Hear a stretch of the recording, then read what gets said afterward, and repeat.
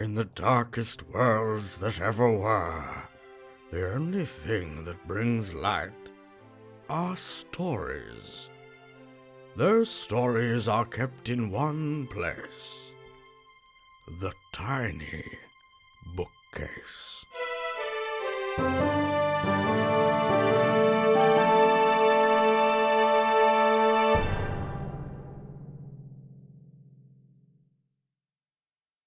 Hello, explorers of the Sacred Library. Hello, hello. I'm Nico. And I'm Ben, and you're listening to The Tiny Bookcase. Today, we are joined by a guest who the scrolls describe as a fantasy author who sees the world through a glittery pink lens. A kindred spirit. We'd like to welcome Winnie Tataw. Hello, Winnie. Hi, how are you? Very We good. are very well. How is everything over the pond? It's as um as good as it could be, probably. I mean, at least for me, I'm pretty okay. You're based in Carolina, is that right? South Carolina? Yes, South Carolina. South Carolina. How has the lockdown been treating people in South Carolina? Well, probably I would say as good as it's been treating everybody in America. Um, but for us at least, we've been, I mean, slowly kind of going down in cases, at least in the area I'm in. But I can't say that for the rest of the country. It's all right. I think everyone's having a funny time of it, aren't they? It's not. There's no sort of set standard for anyone because we've not really had this before. Yes, that is true. Not at all. How are you finding it with your work? Have you been more or less productive, do you think, during the pandemic? I actually have been more productive, which surprised me a lot. And I think it's just because I didn't really have much to do. I'm a college student, so I go to university, and then I just do nothing else. So I had a lot more time to work on my books and writing and my blog, which has been really fun. Does seem to be a bit of a writery trend, doesn't it? There's a lot of writers we're speaking to say, well, I don't really like to brag about it, but it's been really good for productivity. Yeah. Yes. But on the flip side, as we had from Benjamin Langley in episode 3, he was saying it's not a great time to put work out. In that you can't promote it properly. Like you can't go to bookstores and do book launches and this kind of thing because it's either not allowed wherever people are, or it's limited, or in some way hampered or pinched. Yes, I know I mean, at least for us, a lot of people, it's just more safety and regulations like the mask and 6 feet. I don't know how to put that in centimeters or meters, but um, usually just I've seen most people, especially authors, do more virtual book touring and things like that. Just finding creative ways to promote and advertise their books. So that's been very fun to be a part of and also like study and watch and take note of too. And creativity is the name of the game, isn't it? It is. Well, we've got Yes. some stories to go through today. We've got a really fun prompt, actually, and Nick's going to be going first. And the prompt is, "Hey, handsome." Hey, handsome! The voice of Gio Gambisi cuts through my work. He knows I don't like to be interrupted when I am at my business. With a heavy sigh, I put the wrench back into the large toolbox. It lands with a satisfying thunk, and a light spray of gore splashes back from its landing. I don't know what this piece of shit did to upset the boss, but it must have been pretty bad for me to be doing the work that I am. I guess I'm pretty close to finished anyway. You can't have more than 5 teeth left. Them big ones at the back, they take a lot of work to get loose. Handsome, you gotta get in here. I hate that nickname. See, it's one of them what's meant to be ironical. I had to pull apart a couple of the boss's dogs when I was starting out.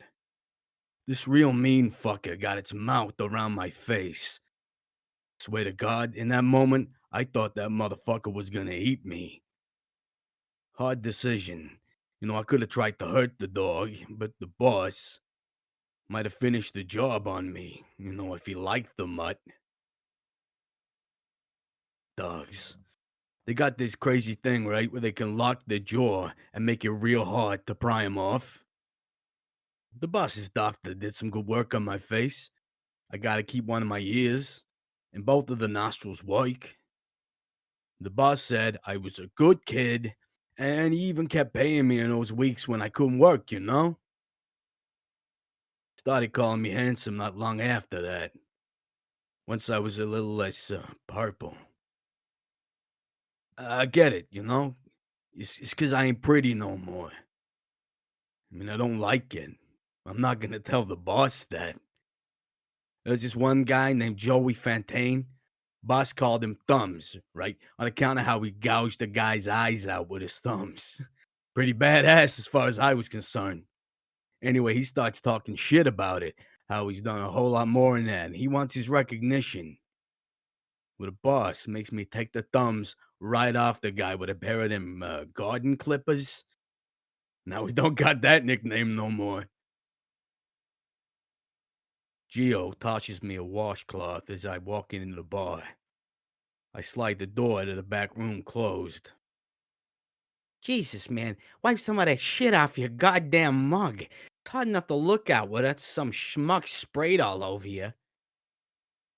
Got that shifty look a lot of the small players has when the boss is close. Eyes are darting around, like a kid who's just decided he's gonna swipe a vig and now has to answer to the capo. I give the rag a cursory scrape over my features and dump it on the bar. Ruin, most likely. It's hard to get blood out of fabric. I move past Gio to the back of the bar, where I know the boss will be. Handsome, good, sit. I do as I'm told. I always do. Ain't nobody else ever gonna give me a chance. Not with half a face and, hell, how does Dino describe it? A distinct lack of transferable skills. I got him to explain that to me. It's funny. I need you to handle something for me, handsome.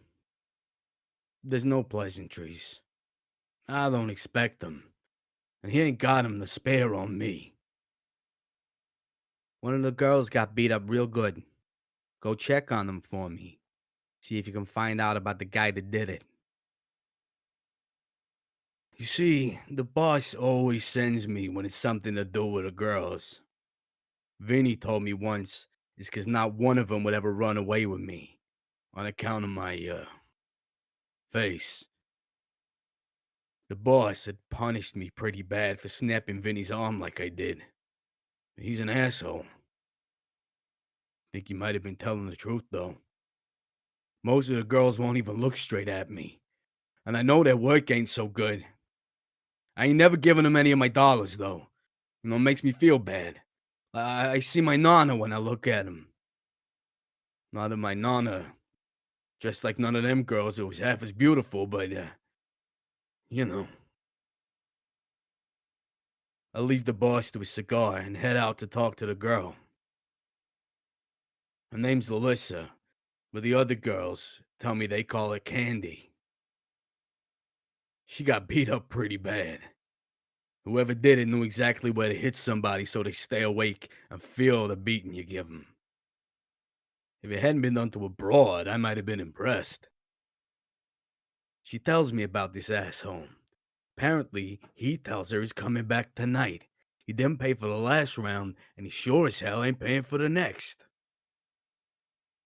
I don't like people who try to eat for themselves like that. That money belongs to the boss. I tell her to put a steak on her face, and I plan for the evening. One of the rooms got this big closet in it. I put her in there, and tonight, I get to come out of it. Like a monster. That's pretty funny, right? I come lurching out like some kind of Frankenstein, hopefully scare the guy half to death before I even hit him. It's a boring afternoon. The girls don't look at me. Some of the older dames have been here even longer than I've been around, and they talk to me like they know me. Kinda like it. They all call me handsome, too. Sounds weird coming out of their mouths, though. I mean, they tell a whole bunch of fucking ugly dudes that they're handsome, so they kinda say it different. It's 3 a.m. before Candy's visitor shows up. I let him get down to his socks, give him a moment to lose focus. That first slap lands real hard. I feel bad for Candy with that one. Like I say, the guy's a professional. The arm comes back up to swing again. I get the whole thing in my hand. Combination of squeeze and a twist in the right way does interesting things to a guy. He's already making this weird noise by the time his head turns to face mine. He drinks in the missing ear, my ripped nose, my milky eye, like he's seeing a ghost of Christmas past. I hit this sucker right in the fucking throat. Means you can't scream when I do what I do next. I ain't gonna tell Candy to leave. She wants to see what I do to him, that's up to her. I would have liked to see that dog get put down all them years ago. I understand the hunger. I didn't decide if I was gonna kill him or not till it was already done. Maybe he was thinking about the dog that did it, but fuck, I never even thought about stopping hitting him. I clean myself off on the sheet of a bed. That girl Candy's just staring at the mess I made of his head. Looks like a half-ate egg. I check his shit. First, gotta get the boss's money. Then find out who the fuck he is. Was.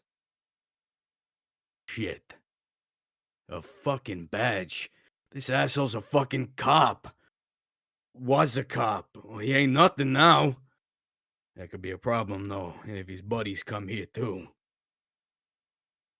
I get the Candy girl to help me drag the body outside. She's mostly just opening doors for me and shit.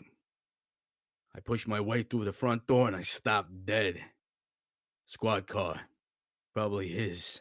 With his fucking partner sitting right in it. The guy looks over. He's already started yelling. She charge you extra, man? How long are you gonna take? He sees me. He sees what's left of his partner. Fuck. I ain't got the kind of face you forget. Do I just kill another cop? Do I run? Nah, the boss is gonna take my knees if I run. I don't even got a fucking piece right now. Covered in blood, I'm hefting half a motherfucking cop. Shit, okay. I throw the cop's body as hard as I can at the passenger side window where the partner's sitting. It hits the glass with a wet thud. Guy recoils in his seat. Gives me time. I get in there fast enough that he hasn't drawn his gun. I know I must look like his fucking nightmares as I push into that car, and I use it. Let him be afraid. Fucking cops should know to fear us. I kill the dumbass with his own gun, tucking into my slacks. Better call the boss. Sun will be up soon, and I can't dig 2 graves on my own. I exhale and look at the cop I beat to death and the one leaking brains into the back of his car. Just 3 ugly motherfuckers. Except they had it on the inside. Thank you, handsome. The Candy girl whispers it from the doorway. And for the first time in years, I fucking believe it. What a great performance! I loved it. Huh? The voices. Oh, those might be your best voices yet. I think, Nick. For real, Yeah, thank you. those were. Yeah. I'm sorry. Those were awesome. I was like, oh my goodness. Trying to make sure you didn't hear me like, was like, oh my goodness. I was like, let me be quiet and listen. Yeah, the trick is to go out to your driveway, get a big handful of gravel, and just eat the entire thing. Oh, oh. I mean, and then work out how to do the mobster thing. I think I just have watched Goodfellas enough times. That's the real trick. Yes, I think if you watch that one like at least 8 times, you'll get something. The hyper violence of it was excellent. I really enjoyed the bit very near the start with the guy that's called Thumbs and the garden clipper image. Yeah. That Oof. was really horrible. Like I could really see them popping off his hands. There were a few bits like that in writing it where this character definitely didn't know the word secateurs. So I had to find the right way to say it. At least she didn't say those big scissors. I don't know. I was gonna write hedge scissors, so it's like hedge does not sound like an American word either. I went and got hold of my secateurs. I would have probably had to look that one up. Like, what is? I didn't actually get Goodfellas vibes from it. I got closer to something like Sin City. He's got a lot of Marv, Yeah. hasn't he? He's That got character. a lot of Marv. Yeah. Have you encountered Sin City, Winnie? No, I am not surprisingly a big mob fan. I think like my knowledge is probably The Godfather and then Goodfellas. Like that's probably it. Well, I mean, it's clearly got a lot of mobster movies in it as well, but I think there's also like a noir element to it, isn't there? Like, I'm surprised he didn't say the word dame more, you know? Oh yeah. I went with broad instead. Broad, yeah. It was really flavorful and like really, really well acted as well. Very well performed. It's definitely one I feel like I want to explore more of. Which it happens, every so often when we're writing these little pieces to a prompt. But I definitely found something I liked in that one.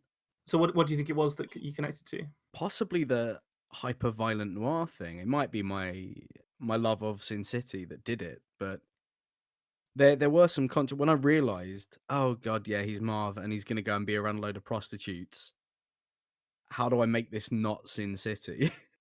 Yeah, I don't think it like it gave me Sin City vibes, but I don't think it was Sin City. Like he wasn't Marv. It was different, and I think possibly because it does have that big Goodfellas, Godfather angle to it as well. Yeah, it changes it a little bit, which is good. I like yesterday watched the new Tom Hardy Al Capone movie. Oh right. So really. I had that in my head as well whilst I was thinking about that. But that's a really strange movie. It kind of doesn't go anywhere, and the point of it is that Al Capone was a bad guy. That's what I got from it. We know that bit. Yeah, I kind of felt like it was a bit redundant, really. But Tom Hardy's very good in it. But he does a really strange voice for Al Capone. Like this is the completely neurologically damaged syphilis Al Capone late in his life. And yeah, he does a really messed up voice, and so obviously your voice work in that was quite evocative of that as well. But unlike that movie, yours actually had a point in the story. So nice work.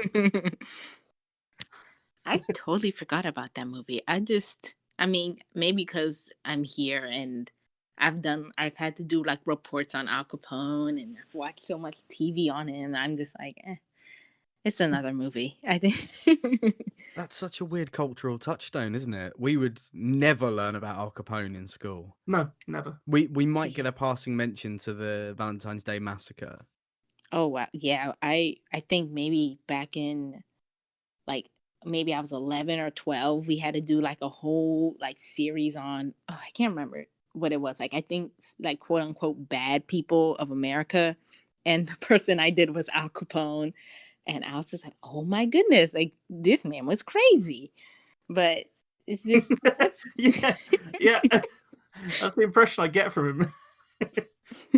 That definitely seems like dropping the smoke grenade and running, doesn't it? As well, of no children, you're going to learn about the bad people. You know, the monsters. Stop looking at the politicians, the Yeah. mobsters. Bad people of America. I don't think they'd have the nuts and bolts to do that in the UK. I think we hide our bad people too No, we successfully. give them crowns, Ben. Oh yeah, that's it. Sorry. We call them things like Lord Protector of England. Hey, now we're not getting onto Cromwell. Let's leave that at the door, son. Oh, you wait till we hit Longshanks. Edward.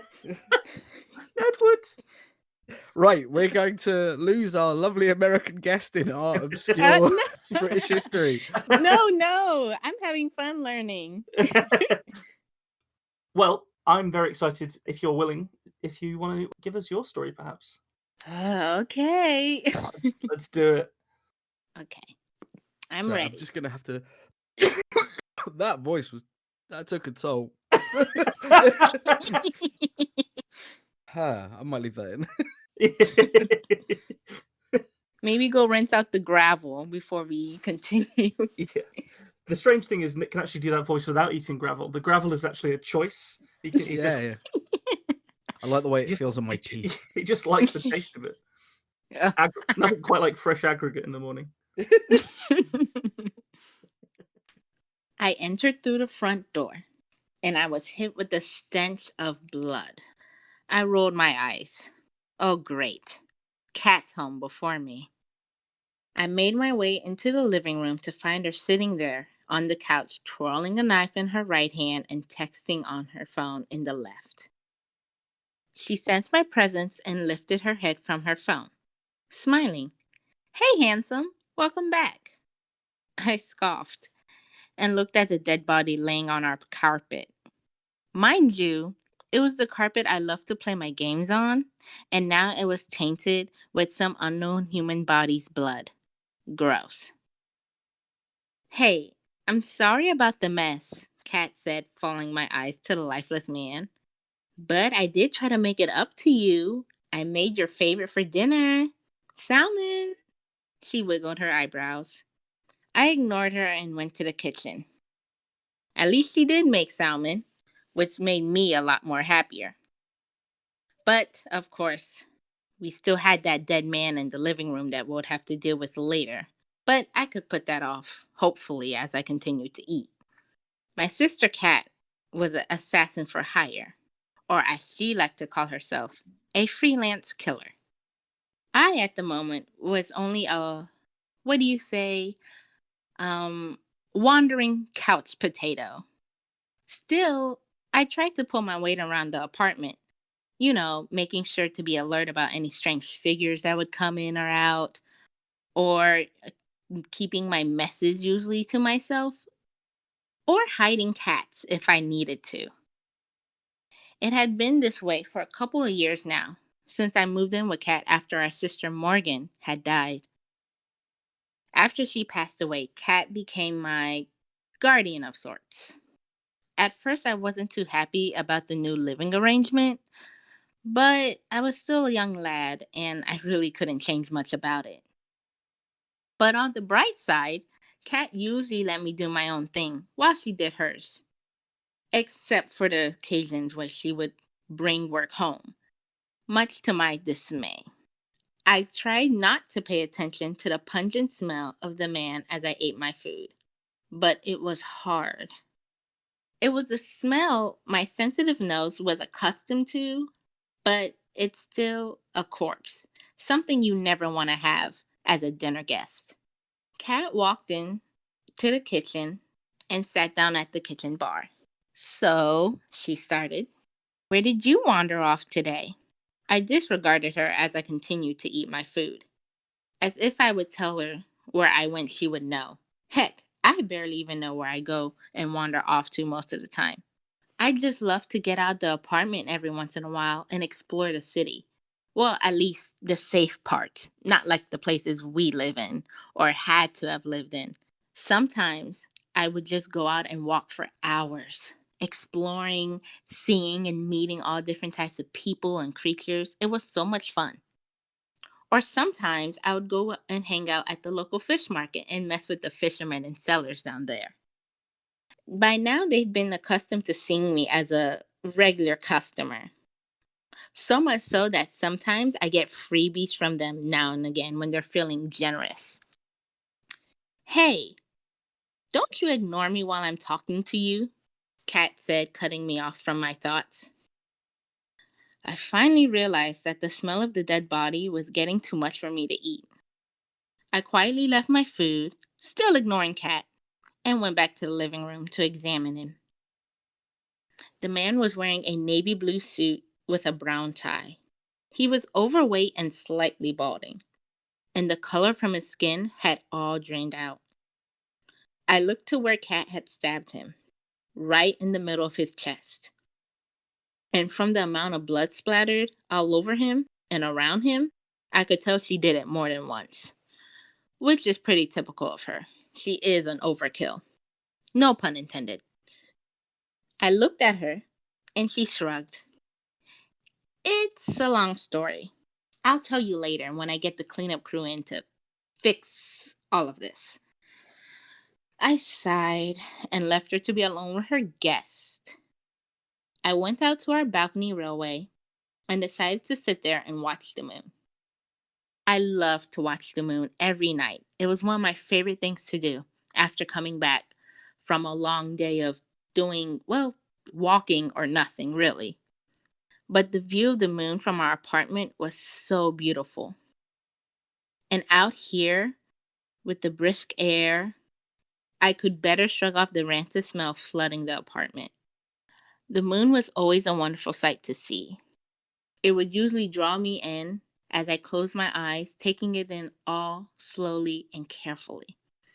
There's so much comfort on these nights.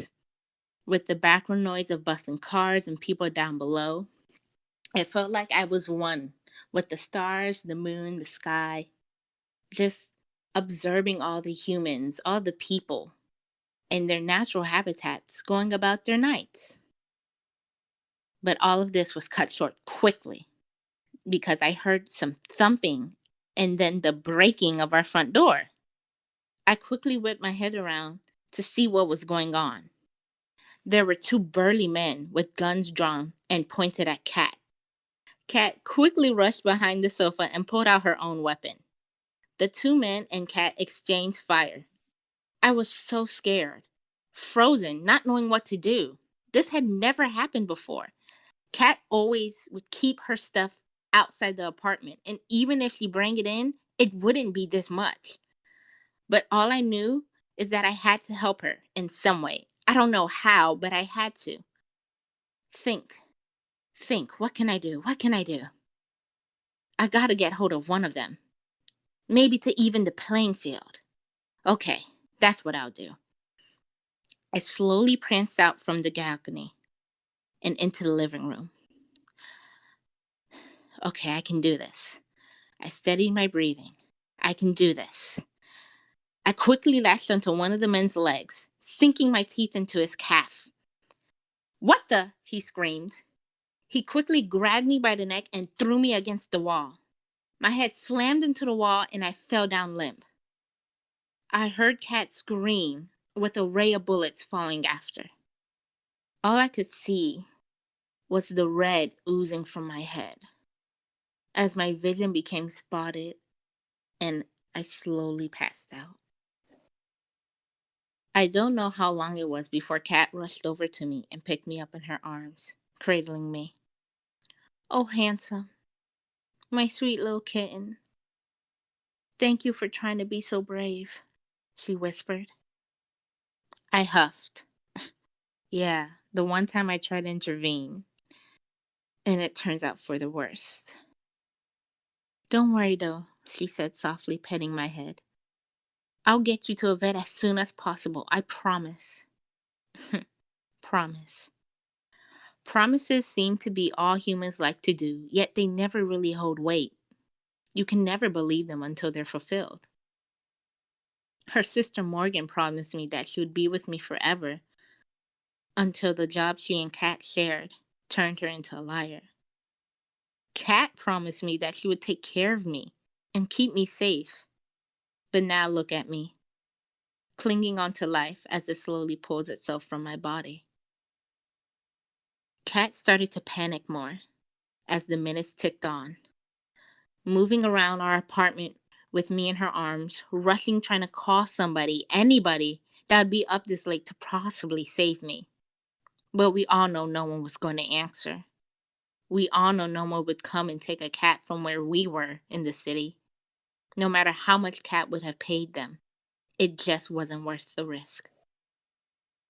To think, this all started me wanting to come back home, eat a nice meal, and watch the moon. And now it seems I might turn into one of the stars that accompany the moon in the sky every night.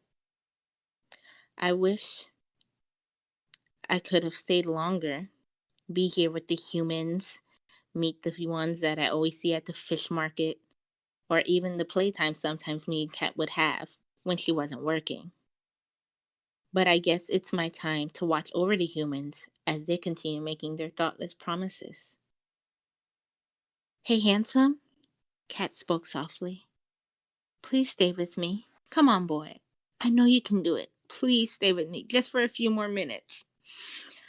I'll try my best to do everything I can. You just gotta stay with me, okay? Please, handsome.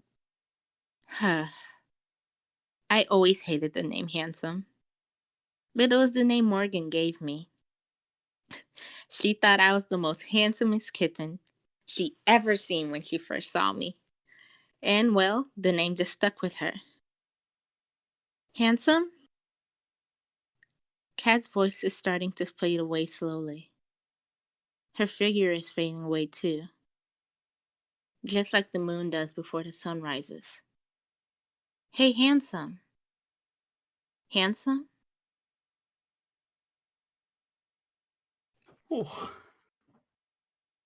Wow. It was a goddamn cat, and I didn't know it was a cat, and then I got sad. Yes, plot Didn't mind twist. when a human was going to die. That's fine. I'm not a sociopath. Please edit this out, future me. Maybe because I don't own a cat, I was like, oh, it's okay. I can sacrifice one for the story. Just smash one's head against the wall. It's fine. Yes. The opening with the smell of blood was a strong start. I feel that's going to grab people's attention. It's setting people up for a wild ride. I usually don't ironically, well, not ironically, but I usually don't type this short. I actually had to cut out a lot of this story because I felt like I was going to end up making a novella if I kept going on with it. And I just kind of, every time I write, I kind of just go overboard. But I was like, no, let me at least let me like cut down this one time and keep it, short and simple. Short and sweet. It's actually quite difficult to hit the to keep it under the like inside the word count sometimes, I find. Yes. Because we write roughly around 800 to 1,500 words for the stories on this podcast, and the amount of times I've hit 1,500 and just been like, this needs another 1,000. It really does. Yes. What happens to me every time is I look down, I'm at 700 words, and I'm like, oh, I feel like I'm nearly done. Oh, Yeah. I don't know how much I'll get out of this. And then I look down again, and I'm at 1483. Yeah. I'm not done. Yes.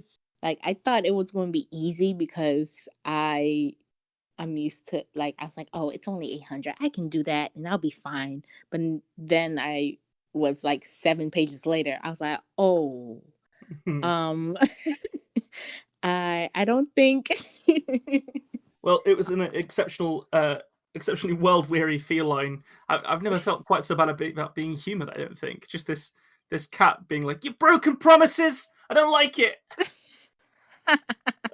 Yeah.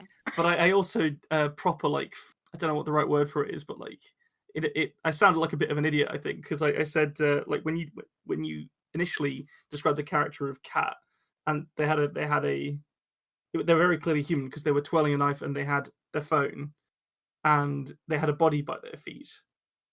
I just sort of in my head went, huh, look what the cat dragged in. I should have added that in. I didn't even think of that, man. Yeah. So yeah, I did a pretty dumb laugh on my end. I don't know. I think my mic didn't pick it up because I leaned away from the mic deliberately. You saved yourself. I'll cut it in. I wrote down the phrase "freelance killer" because I was particularly fond of it when you said it in your story. I'm stealing that for something. I don't know what yet. Maybe business Great, cards. good to help. Business cards. Yeah, that's a good way to go. Yes, That's be Winnie good. Tataw, freelance killer. Oh, Any kind of registration form, for a doctor's surgery or optician's profession, freelance killer. What's the tax like on yeah. I guess it depends if you know where the person processing your tax return lives. Really? it? Oh yeah, that actually there might be a market. Hold on. Oh well, that was really interesting. I like stories where they're from an odd perspective that's sort of revealed as the story goes through. It's always fun. It always keeps me on the edge of my seat. So thank you very much. No problem. Had fun writing this. Now, so far, and this seems to be a trend this season, we've had two reasonably. Oh, they're not both sad, but my one was definitely unpleasant, and that one was also a bit gory. Have you completed the absolute horror show trifecta, Ben, or are you going to take us in a new direction? I guess you'll have to just find out. Then show me. Hey, handsome. Hey, handsome! He shouted to himself, not caring if anyone heard him. The shout bounced away over the lake until it shivered the leaves of the trees on the far bank. The Noz smiled at his reflection in the still water, happy with his joke. As he did so, he saw his lumpy visage split open to reveal thin, widely spaced, crooked teeth. They stuck out from his gums like yellowing stalks of corn protruding from furrows before the harvest. The Noz felt his eyes begin to water at the sight, and the flippant facade which he was affecting folded. Unable to look away from his reflection, the Noz covered his hideous mouth with a mottled hand and sobbed into it. Fat teardrops splashed onto the mirror-bright water and dissipated the horror that he could see. The Noz clambered to his feet and kicked at the water's edge petulantly before stomping off into the forest. As he went, his instincts drove him to speak out loud. Buggle Noz! Buggle Noz! Buggle Noz! Though he did not speak much louder than you or I would during a normal conversation, his voice projected ahead of him in a manner that was disproportionately loud. He heard all the creatures of the forest scurry from him as he tramped a path through their land. Even the simplest animal knew what those words meant. All knew to flee from the face of the Buggle Noz.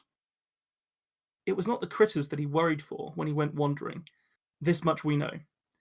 Humans can be so clever that they are incredibly stupid sometimes. Fear can wind them tighter and tighter until they unravel in an action they consider brave. When the Noz spoke, he was speaking to their guts, telling them to go inside, find a hearth, sleep until dawn. The night is no place for humans anymore, as we shall learn soon. He considered the times when the folk he shared the land with had found him, their eyes searching for him in the dark of the mossy forests and rock-strewn hills. The Noz hated to remember their screams. He had tried to count them once, but the Noz's memory only stretched so far back. He knew he had lived a long time, and memory can die when you live all your days alone. If ever there was a creature more lonely than he, I do not know of it. Though he could not remember all of them, he knew what had killed them. To look upon a creature as ugly as the Buggle Noz is to die. So he continued to mutter as he stomped, listening carefully in case any humans drew too close. Buggle Noz! Buggle Noz! Buggle Noz! Some of us refer to him as the Night Shepherd. He overheard that once and liked it. He considered sheep far easier to herd than humans, though. When the wolves used to come in ravenous packs, or when other far stranger things would stalk human folk, he would stomp ahead of that danger, shouting his own name. Then the people of the settlement would stay abed, and when the dawn came, he would return to his mound and sleep, knowing that they were safe whilst the sun shone. We do not know how much happiness we owe to the Noz, but then again, nor does he. Stomping along, his foot still wet from kicking the lake, he followed a path up to the stones that he tried to take regularly. People liked it during the day as well. He could always find so many boot prints in the ground that he could imagine he was walking with friends. He liked to pretend that they had been separated for a moment, and he would find them again soon if he followed the tracks. Normally, the sight of those stones standing tall and still gave his relentlessly sad mind a comforting moment of calm. When he reached the place, however, the stones were gone.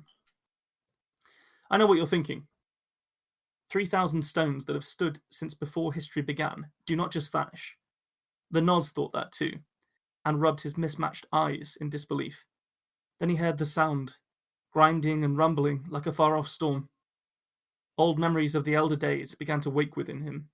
Before the Bretons claimed that land, there were the Veneti of Armorica, who stood against the men that marched beneath the Aquila. And before them there were another people that lived the reality of myth. He knew he was from that time, and the languages of that folk flooded through him. Within, he heard their tongue once more shift with the passing of time and the influx of new cultures. From it all, he could translate the warning he needed to shout, and he spoke their name. Menherden! The Noz bounded away towards the sound of them. It was in the direction of the nearest settlement. The noise of them grew louder and louder as he approached. He shouted their name over and over again, but not even the powerful voice of the Noz could leap them to warn the folk beyond. He tore through the forest with bounding leaps, swiftly beginning to catch the rearmost of them. Their granite features held no eyes to see him, and as such they did not recoil or perish at the sight of his repulsive appearance. In fact, they paid him no mind at all. They were tall and narrow, their limbs made from the weathered rock that had stood still for many ages of mankind. Rough and angular joints made their progress through the forest a slow and loud torture on the sensitive ears of the Noz. He wove between them, passing through the great crowd of stone men with his leaps and twists that narrowly avoided collisions. From them, he sensed their intent. He instinctively knew that of all the horrors he had warned people of in the night, that this ancient threat was his reason for drawing breath. He could see ahead that they had already reached the outer farms of the settlement. The sound of their cold, stone, fingerless fists smashing the heads of the families as they slept cracked into him like a whip. Without thinking, he turned from the carnage with the intention of taking a shortcut he knew how to get ahead of them and warn the rest. His loping strides soon left them behind, and he jumped out of the forest and onto the smooth path on which the humans liked to paint strange white and yellow lines. This, he thought, would lead him straight there. With a flash of light and sound, the Noz was caught up by his knees as something hit him from behind. He was tumbled upwards and landed heavily on brittle glass that shattered under the impact of his misshapen side. The sudden momentum ceased with a squealing noise. The Noz groaned as he slipped from the glass and onto the front section of the metal contraption which had hit him. Groggily, he looked into the car. The convulsing bodies and screams of the family within as they saw him quickly stopped as their minds gave out from the ugliness of his countenance. Their slack, dead faces swam into focus for him, and he began to weep as he pulled himself clear of the wreck and broke into a shambling run towards the settlement. There was nothing he could do for them but to grieve. The smooth black trail swiftly led him to the settlement. Lights twinkled from the upper floors of the many buildings, and yet more lights illuminated the smooth paths that crisscrossed through the place. Not far behind him, he could hear the grinding of granite on granite as the Menherden, their lust for killing an unstoppable tide now, grew near. The Noz looked down at himself and saw that he was bleeding from where bits of the glass still stuck out of him. Summoning all of his sadness, pain, and fear, the Noz bellowed, "Menherden! Menherden! Buggle Noz!" It swept through the town, forcing people from their homes. It drove them away from him and away from their oncoming deaths. From where he stood on the smooth path, He saw many of them get into their metal contraptions and leave in a hurry. Some simply stumbled bleary-eyed and ran from the noise. He kept it up, shouting and shouting until his voice croaked away and his vocal cords snapped. The Menherden crunched past him into the settlement to find their intended victims had fled. As the sun began to rise, casting a new day's light into the settlement, the Noz saw the Menherden begin to slow. Their stone limbs stiffened and solidified with their bodies. Once more, they became tall monolithic stones standing still. They stood in the houses, in the parking garages, in the schoolyards of the settlement. 3,000 stones that had moved with violent intent, now motionless. The Noz watched them until he was sure that they had stopped. Then, with a groan, began to drag himself back into the forest. He knew that our world had forever changed that night, when a spell older than memory frayed and finally snapped. He also knew that he would not make it to his burrow, and so, upon reaching the lake once more, he crawled and splashed weakly into it. The Noz, upon reaching the centre, opened his mouth as if to speak, but no words came out. Instead, the lake rushed in, and he sank beneath the surface. Soon enough, it was quiet and still once more.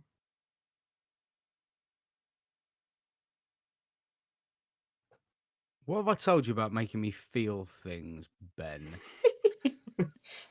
That you like it and you want me to do it more often. That's true. I want to feel something in this husk that I inhabit. I've got to ask straight away: is the Buggle Noz based on any existing mythology? It is. It's based off Breton myth. It's it is. It's as it sort of is indicated from the story. It's a creature like some kind of fae, perhaps. Yeah. That stalks the forest at night, and it's thought by many to be a benevolent spirit because it sort of drives people away from danger. It's as I think I said at one point, like go home, lock your doors. Yeah, there's a problem out here. But also it's said to be incredibly ugly. So when Winnie, when you picked the prompt, "Hey handsome," I was like, I'm gonna do it. Buggles Noz story. That was my immediate thought. The Menherden is a little bit different. It's that bit's not folklore that I'm aware of. But it's sort of roughly based on like trolls and stuff like that. That because I've just read quite a lot of things like it. But there's a place in Brittany called Karnak, which has 3,000 granite obelisks, basically. Okay. And they're called and they're like 5,000 at least BC. Is the people don't know who put them up. It's a bit like the Stonehenge of Brittany. See, I got a big Stonehenge vibe. Yeah. Except on like a massive scale. Like one of the stones is I think 6.5 meters tall, which is just enormous. It's so big. And there is a Arthurian. So they're called menhirs is one of the words for them. These tall obelisks, and then dun, I think I don't speak Breton, but I think dun is men, so it means like tall stone men.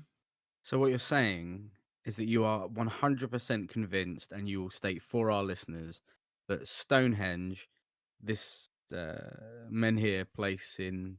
So it's called Karnak in Brittany. Yep. Karnak in Brittany and Easter Island are all populated by previously sentient stone monsters.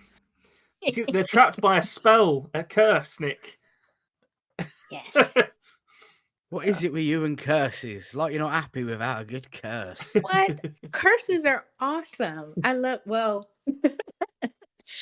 as long as they're not put on me, they're pretty much fine. Have you had much experience with curses on you? I can neither. No. I'm just gonna say no. You very nearly said you can neither confirm or deny, didn't you? All that being said, and all jokes aside, I really enjoyed it. Oh, good. Yes. I really felt for this horrible little creature. It was so nice. It just wanted to do good. But it was lumpy and gross, and it had I wrote this down. Let me get my piece of paper. Teeth like yellow stalks of corn, which was really evocative. I know. It's Just like, really oh, gross. that part. See, I love corn. I was like, oh man, like, so my head didn't go to like the color. It went to him actually having like corn, like actual corn cob teeth, and I was like, oh, that's That would also work. yeah. In this case, it would also work, but yeah, For the rest I of the did story, feel think bad about for making out him. with it. Yeah, but it's been said a couple of times this season, but less is sort of more with the description sometimes. Yeah, And absolutely. I sort of wanted to conjure the idea of a creature that you couldn't really describe. So there's only a few little bits of description. There's that bit at the start just to kind of get your juices going really about it. But then there isn't much. There's maybe a bit about his misshapen side and his eyes or whatever. But Yeah, it was a great Yeah. phrase you see, his mismatched eyes. mm, And my immediate first thought was Bowie. And then Oh yes, I R.I.P. thought, no, because he's hideous and Bowie is mhm. ethereal. And Yes, my brain majestic. drifted off in sort of one eye being sort of a stalk slug eye, Quite possible. and yeah. the other one being a sort of a wet puppy dog eye. Yeah, really, really grim, but also cute. I felt sad for the thing. Yes. It, I think I was thinking more of, like those, like some people where they have like these dogs and you're like, oh, it's cute, but the dog is kind of gnarly looking. Like, that's, Yeah. like, that's what I was getting. Like, just like one of those, well, ugly, cute dogs where, they're sweet, but outside everyone kind of goes, ooh. Yeah. So that, except that if you looked at it, it'd kill you. Just it would be so ugly that it would just kill you Oh, accidentally, and then it would cry about having killed you because it's so ugly. I know. But Poor baby. last week, I went from the real world into the fantasy world. So this one, I wanted to kind of start with the fantasy and then take him into a real settlement. So it was sort of an odd thing. I kept on describing it as the settlement, and I don't know. Did it come across that was a modern town? Well, for me, I thought this was more. Nah, oh, that's a bad word to use. I'm gonna just say no. I got. I felt it was more like medieval Right? or Middle Earthy, Middle Earthy, Yeah. if I can use that word. How about you? It was for me. It was when you started describing. They got in their. I think you described them as metal carts, Contraptions, I think. Yeah. metal contraptions. Yeah. And I thought, oh, they're getting in their cars to leave, because I knew it had to be post Bretons, post Normans, post Yeah. all of that. So I thought, I didn't know how far past it was until I hit that point. And I thought, oh no, this is now. This little fella's acting like an air raid siren. Yeah. I had this really, one of the things that started me off was this idea of the Bugglenos, like this creature of myth in the forest, stumbles onto a main road and gets hit by a car.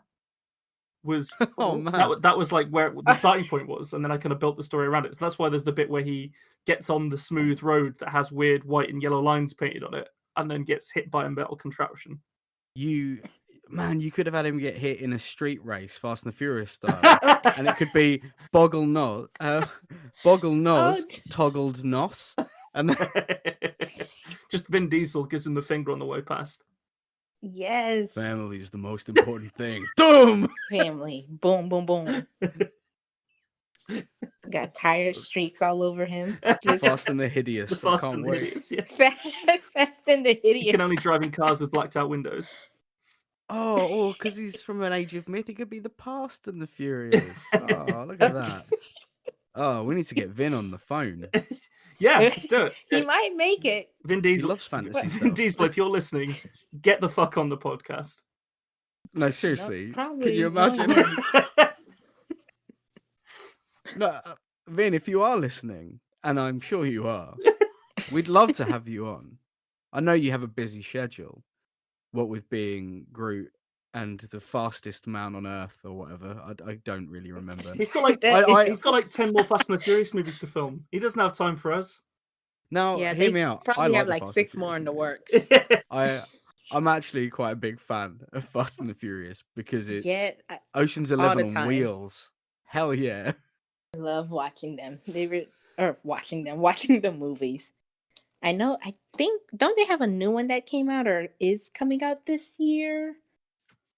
I actually haven't been following it. I have a friend that's very into it. He's actually been on the podcast already. Brad Rawlinson. He loves Fast and the Furious. Real guilty pleasure of Brad Rawlinson's. That shows an incredibly low capacity for both guilt and pleasure. He's gonna love hearing this back. I can't wait. I should ask him if he'll edit it. Oh well, I'm glad that we managed to get from the age of myth to the Fast and the Furious. In that was impressive. But we've got some questions for you, Winnie. If you'll deign to answer them for us. Of course. Excellent. So the first one is, what are you reading at the moment?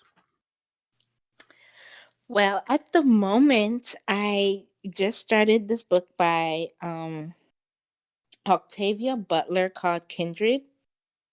And, well, I haven't started. I've bought it and I've been meaning to start it. But it's Octavia is like a really big sci-fi author.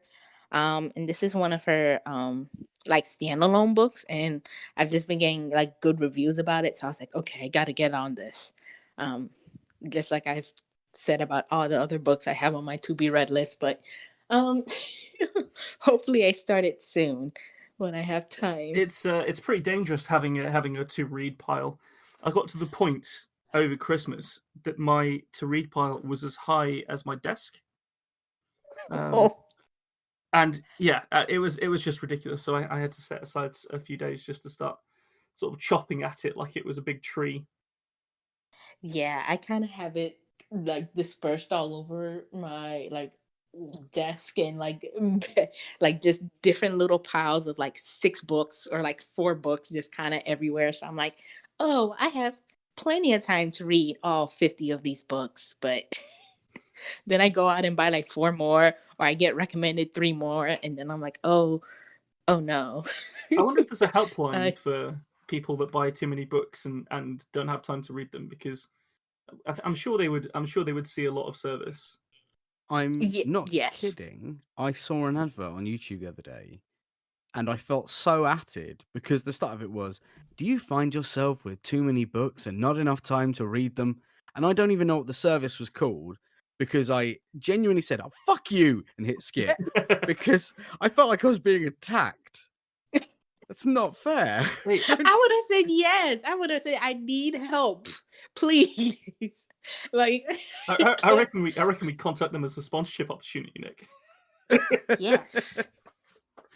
I want to be a spokesperson, or like one of those people like, I too had problems with keeping up with my to be read list, not having enough time to sit down and enjoy a book I just bought. Like I would love that. What's the nicotine patch equivalent? Is it just like a Swift novella, or like something? Probably adding more hours to the day. Yeah, or a Kindle that fits on your glasses. Oh, see, see, I live in an area where I walk everywhere, so I might end up walking into the street when I'm not supposed to, or a lamppost. Getting hit like a boggle nose. Yeah, yep, just like At least when you turn to look at the people in the car, they won't die. Like yes. just from looking at you. Just you. Okay. Just you. Or just get all your books in audio form, perhaps from a lovely podcast with wonderful guests, such as the Tiny Bookcase. What is the point? Why am I doing this? I'm sponsoring the podcast. If you're I'm so sorry. If you're already here, let's do it. Promo. Welcome to an ad for our own podcast within the podcast, because we're not sponsored. I guess also Raid Shadow Legends. Isn't that what everyone's doing? Raid Shadow Legends is, I hear. I think they will also throw affiliate links around like their candy as well. It's made me not want to play it. Yeah, definitely. Just if someone tells me to do something enough, I get a bit defiant and stick my heels in. Yep. Yeah, I'm not fucking playing your game, even if it is good. Right. Speaking of things that are good, Winnie, what is the Yes. best book you've ever read? Ooh, okay. That would have to be The Giver, by Lois Lowry. I think that. Oh, I'm probably butchering up her name. I'm so sorry. Or is it Lewis? No, Lois. One of those. But it's called The Giver. That's I read that again when I was maybe 11, 12, and I just fell in love with the story and how she wrote it and how she I can't say anything without giving out spoilers about the book, but just the way she was so inventive with telling the story and the characters and showing their emotions and everything. And I was like, whoa, I didn't know you could do this with with writing. Mm. Like it was just so cool. And I was like, I want to do this.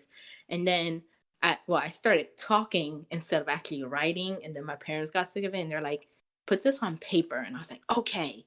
And then I just kind of took off from there. So But this The is actually Giver the book is that really what started you. started it for me. Wow! Oh, that's so cool. That's great. So is it YA? Yes, Right. it is. Because am I right in thinking that you primarily write YA?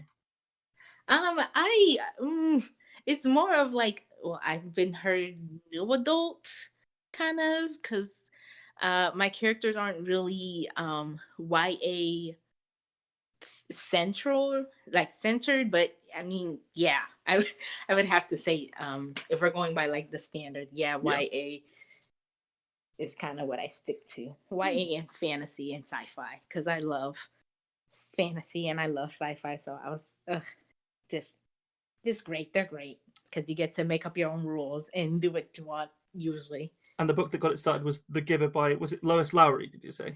Yes. Yeah. Well, there we go. I Fantastic. think we'll be looking that one up. Well, I'm gonna hit you with the reverse of that question there. What's the worst book you've ever read? The what? Ooh. And yeah, feel Ooh, free to be as absolutely savage to a fellow author as you possibly can be. Oh. I can't. It was okay because I can't remember her name, so that's a good thing. I'm terrible with names, but I can't remember her name. But she had she was like, "Hey, I just wrote this book. I would love you to check it out." I read it. Oh goodness, I don't know. It was I feel like it was more of a fan fiction than it was, yeah. And I was like, oh my. And she was like, how was it? And I was like, oh, I don't want to lie to her, but at the same time, You just sort of turn around and go, I really like the cover. um, What was it? it was a nice black cover. Well, there we go then. That's point one. You've already got one positive. What was the fanfic of? What was the fanfic? Do you think it was? No, it wasn't a fan fiction. It was an actual published book story. Just fan fiction quality. Yes. Right. Okay. Very much. You know, like people say that. What is the Twilight one? That's a fanfic of. Oh, are you talking 50 Shades of Grey? 50 Shades sorry. Yeah. 50 Shades of Grey is Twilight fanfic. Is that right? Yes. Right. Yes. Yeah. They all mix together in my head a little bit. Yeah, he's just read them so many times it's all jumbled up. Yeah, definitely that one. But you can't remember any plot details, so we can defend ourselves against this monstrosity, no? A plot there wasn't really much of a plot. Like I'm serious when I like my brain has like wiped the name and I was just like I was reading and I was like, what is the story here? Like the main character, I forgot. I'm gonna call her Susie, but Susie, I don't know what Susie was doing. Half the time she was with this guy who was apparently her love interest, but they had no type of chemistry at all. Like it was like two pieces of wet cardboard, just always. It was. I was just like, oh my goodness. It sounds fucking thrilling. Yeah, because I was like I wanted to go back and read it to maybe see if I could find a plot, But at the same time, I didn't want to make myself suffer again to read it. Like, because, goodness. You really open the ruthless floodgates here, Ben. Love it. I'm guessing the answer to this next question is Susie. No, it's who you definitely just not. It can't be mentioned. Susie. It can't It's be Susie. I'm giving Uh, her a fake so, name, so. so Susie is your favorite literary character, right? Oh, no. Well, in that case, who is it? Who is your favorite literary character? Ooh, that's a good question. Hmm. I don't want to be biased and say one of my characters, so I'm gonna I'm gonna say probably what's his name? See, I'm terrible with names. Um, who was on the Matilda. There it is. She was Oh, my favorite from the book. Yeah, Matilda. going old school with the Roald Dahl then. Yes, he was my favorite book, like not book author when I was a kid. Like everyone was like Dr. Seuss. I was like, no, Matilda, the big friendly favorite. That's I very love his work. British as well. We don't really get Dr. Seuss over here at all, but Roald Dahl is a goddamn institution. Yeah. Yes, I think I like when I was younger, I read all of his like novels. Like I just loved the drawings and then I loved the stories and characters. But Matilda was the coolest because she could move things with her mind. And like she was just like, okay, I don't like you guys are trying to take me away. Nope. I'm gonna stay with like Miss Honey. I love Matilda. She was great. She's awesome. Did that's a lovely reason to like that character. I think. Did you get the Quentin Blake illustrations in the States, or did you get different covers? Yeah, well, okay. So when I was younger, my mom used to serve in the military. So we lived in Germany for about Ah, almost 3 years. So when I was over there, that's where I like got introduced to Ralph. Oh, sorry, and his literature. So I got like the fun illustrations and the books with the illustrated covers. But then when we got back to the States, they weren't really, I mean, they had different covers. I know they do a lot of like the book to movie covers, yeah. which I don't really care for, but Yeah. yeah. Oh wow, that's fascinating. It's so you had a real sort of very few people would have had that experience then, really, will they? Like growing up on so we literally growing up on an army base reading Roald Dahl. Yes. Wow, Basically. that's fascinating. It's really cool. Yeah. So I'm interested to go on then. When you are writing, so inspired by The Giver and possibly earlier with the Roald Dahl and thinking about Matilda and this kind of thing, what is your actual process of writing? Like, how do you put pen to paper? How do you structure your books? What's your editing process? All that kind of thing. I always start out with an outline because I like to know what I'm going to write, even though it like 99% of the time doesn't go exactly to the tune of the outline. But I get an outline down, write out what's going to happen from this to that to beginning to end. Then I write and I write and I write. Then I sleep and then I write and then I write and then in between there I eat. And then that process continues until I have a completed draft. So fairly And intense then. then yes. Very. I usually can if I'm in the zone, I can get at least maybe 3,000 to 5,000 words a day. Like if I'm just like in the zone, just writing.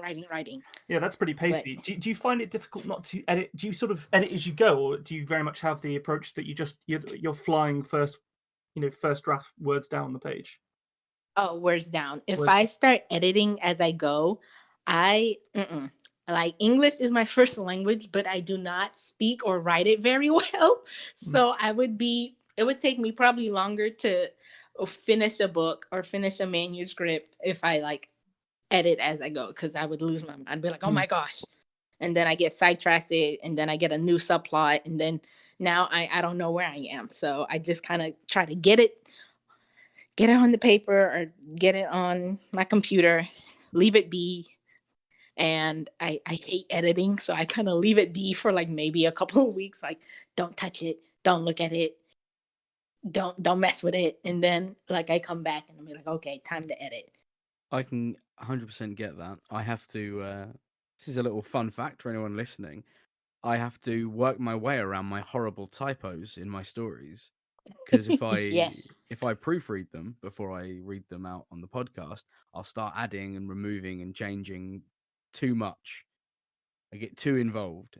So I'll do a read through just to make sure it makes sense. But I can't edit until it's going to be actually where other people can see it. I think I fully understand your method there. Right. Winnie, another Yes. question because I am unrelenting.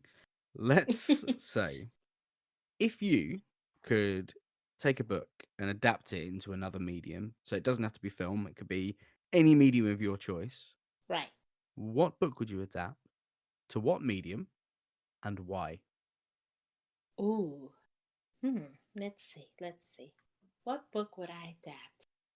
Ooh, actually, since we were on the topic of Dr. Seuss, probably take because I was talking about him earlier today too. Probably take his book, one of his books, or any of his books, and put it into an abstract, like 8x8 painting, and just Ooh, hang it up on someone's wall. Like, oh, that would be awesome. that's a really cool answer. Yeah, I'm kind of keen because I'm also an artist. So Okay. that's what that's my major in university. I'm a studio art major, so I paint and I draw. So just kind of love combining those two mediums too. That would be But yeah, exceptionally cool. Would you retain the art style, or would you do your own? Do you think? I think I would do my own. Yeah. Um, just because I am putting it. Well, technically, anytime you are painting, it's in your own style because everyone has their different way of creating their art. Even if you are copying someone else's art, you can always tell the differences. So I would probably, find my way through his art in my own, if that makes sense. Yeah. Yeah. So the words to Dr. Seuss are kind of I think they are as important as the imagery because they've always been paired together. But would they carry over into the art, do you think? Yeah, I could see that. I had a friend or classmate who did textiles and text printing.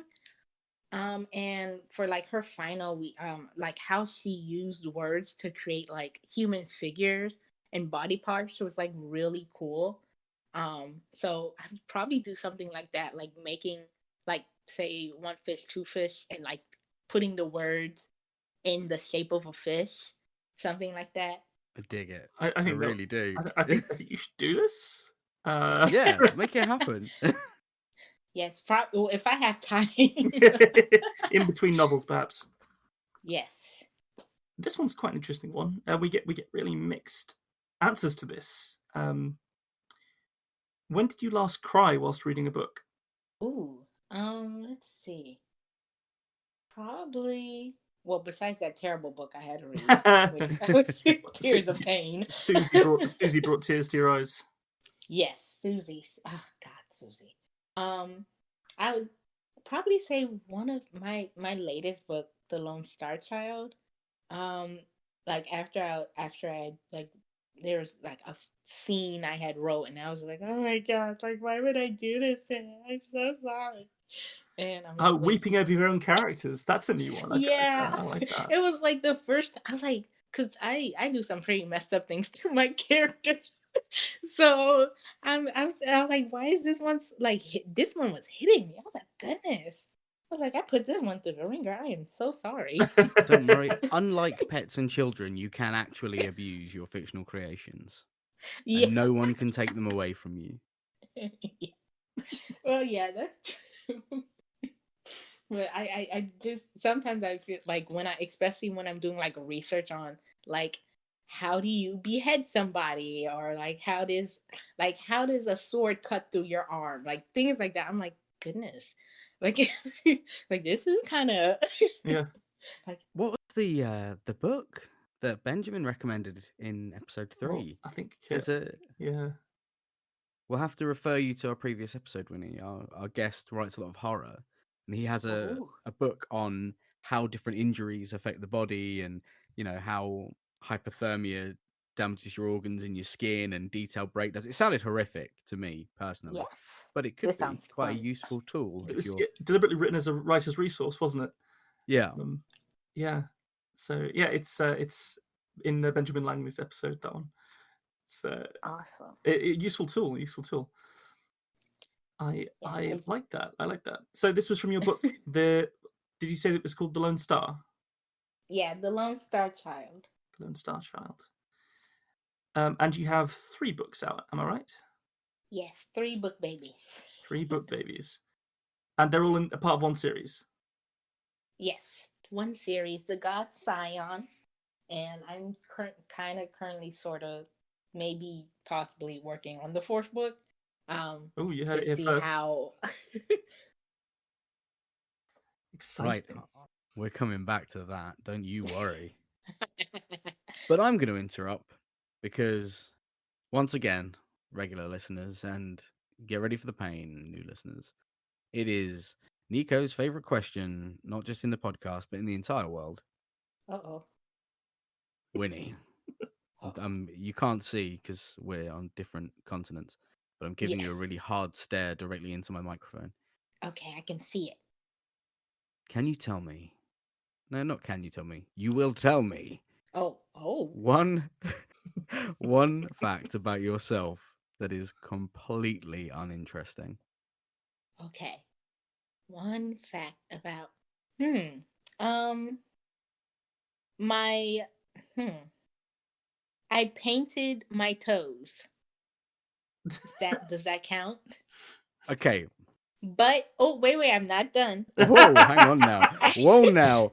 I'm ready. I didn't finish them. So oh god. I actually don't wish you guys could see this, but yeah, it's a work in progress. So they're not completed. I was supposed to complete them Saturday.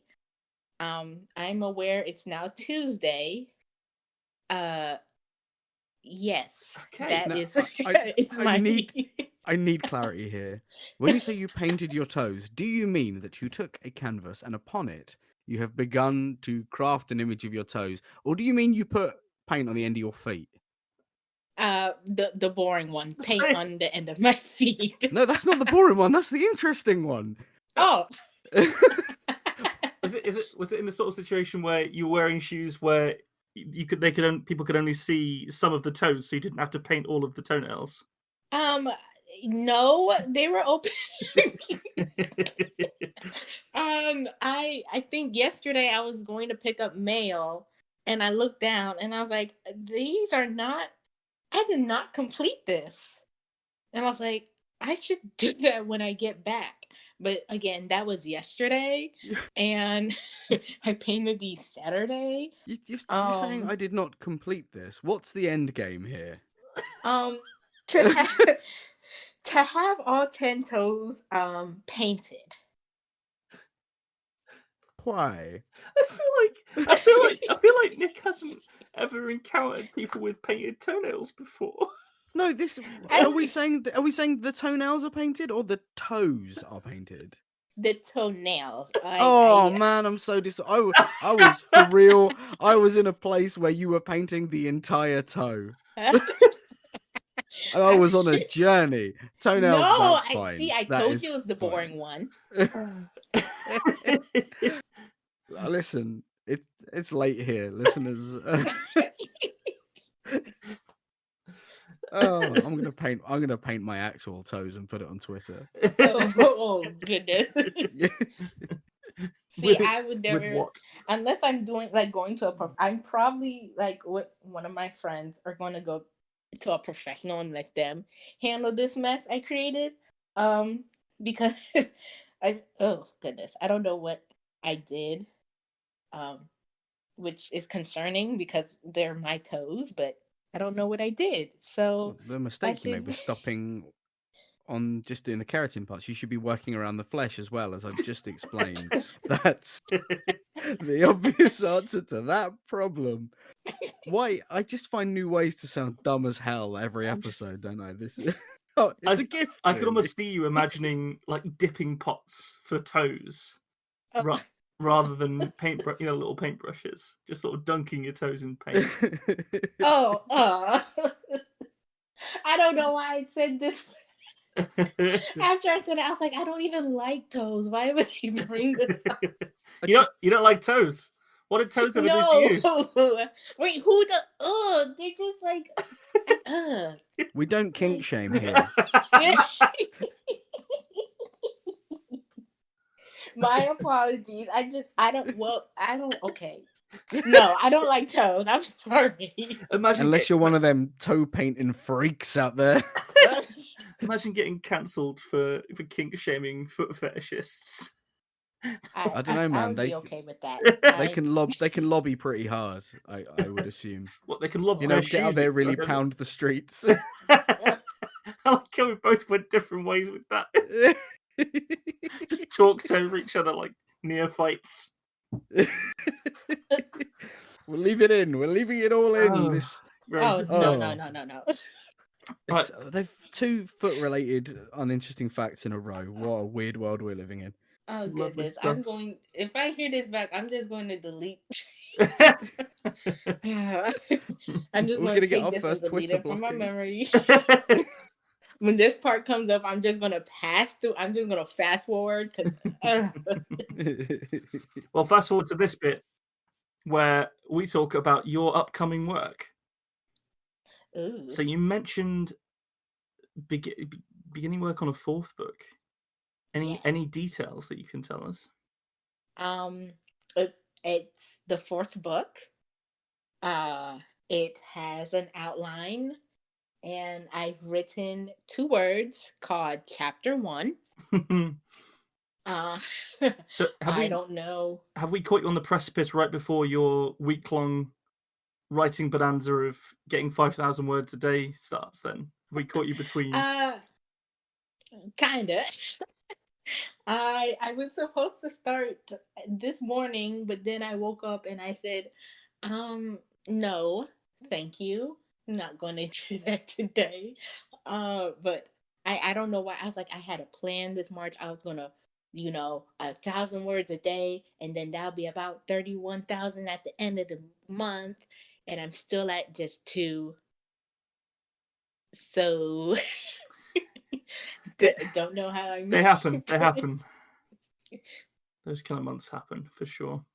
So we're not getting a 4th one imminently. No. But tell us a bit more about the first 3. What kind of stuff can we find in those books? What will people get if they pick up the Gods Scion? Well, I do like to say it's kind of like it has all the fun elements of fantasy with like dragons and fairies and princes and princesses, but also it's mixed with like modern times. So there's cell phones and cars, and paparazzi. So all the fun things, and a lot of trauma, uh, a lot of sad people, that kind of have a very sad lives, even though they're put in these places where or places of power where you would think that they would be okay, either mentally or physically or emotionally, but they're really not. So a lot of my or all of my books are very like character development, character heavy, just exploring the characters and how they work in their environments, and like how they work with each other and interact with each other, and how, like, say if both of them had, like, 2 characters had experienced something together, they might interact or act out differently. One may have a more positive outlook on life, when one may say, you know what, I'm going to go and destroy the planet because, I'm traumatized. But for the most I really enjoyed this idea of just, why are you destroying the planet? Hey, I'm traumatized, okay? We don't kink shame here. Are those toes? Oh, good. You just can't listen to any of this now. Yes. Where Oh can goodness. Because okay, so my mother and my dad are like always my biggest supporters. I was like, I'm gonna be on a podcast. They're like, oh, awesome. We can't to listen to it. And now I'm like, oh. Hey, it's okay. Hello, Winnie's parents. I'm going to you give them the created wrong. those toes, those famous toes. Good work. So Oh, where can people buy your books from, Winnie? You can buy my books. They're available in Barnes and Noble, Amazon, and Draft to Digital for ebook distribution. And you can also check them out on my website, winsbooks.blog. Distributed worldwide, so Excellent. everyone can, get a little piece. And where can people find you on the socials? Well, I'm everywhere, and oh goodness, where was I going with that? I don't know. You can You find are me everywhere. at. Yes, I'm everywhere. I'm omnipotent. I Yes. think that's the right one. Yes. Okay. Back to the question. Wins Books too, as well on Twitter, Facebook, Instagram, Pinterest, email, WINS Books. That's where I'm at.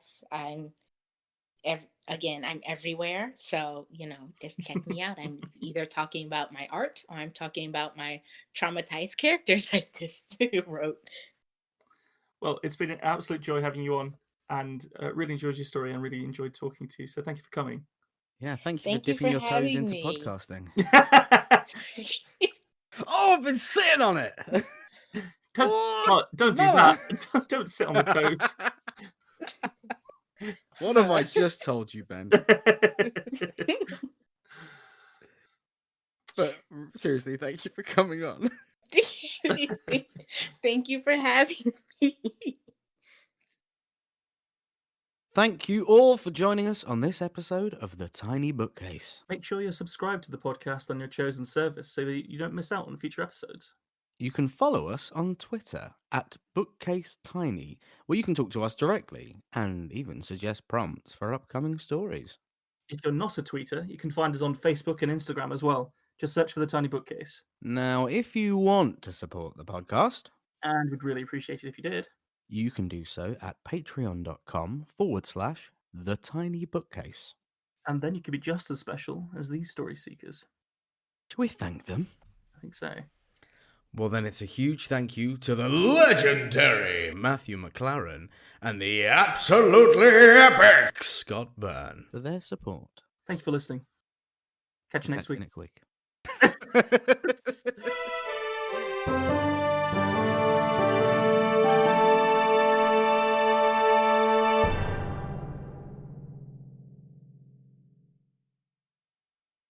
Make it slimy. Make it slimy, Nick.